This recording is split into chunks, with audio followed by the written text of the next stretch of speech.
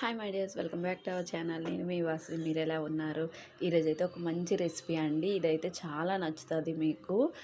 కంపల్సరిగా ట్రై చేయండి. ట్రై చేశాకే మీరు ఇంకా మళ్ళీ మళ్ళీ చేయాలనుకుంటారు. అండ్ ఈజీగా కూడా అయిపోతుంది. బ్రేక్ఫాస్ట్లోకి ఒక కొత్త రెసిపీ యాడ్ చేసినట్టు అవుతుంది. దీనికోసమైతే మనం సరే బియ్యాన్ని నానబెట్టుకోవాలి. బియ్యం అనేవి మనకి మెజర్మెంట్, మన ఇంట్లో వాళ్ళకి కావాల్సినంతగా మెజర్మెంట్గా వచ్చేస్తే నేనైతే ఒక గ్లాసుడు బియ్యాన్ని నానబెట్టుకున్నా.